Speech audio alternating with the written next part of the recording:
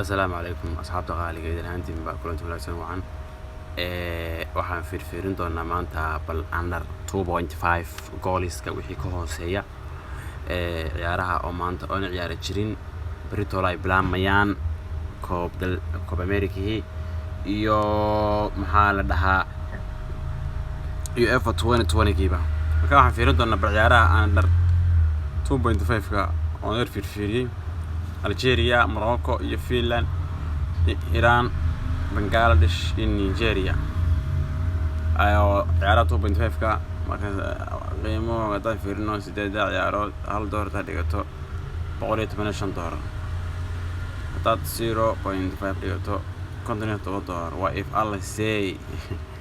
marka wax ka bedeli kartaa dadka qaar baa inta badan ciyaaraha qaar baa marka qaar los noqonaya saaxiibow كمل هي مرة بانو تانية وين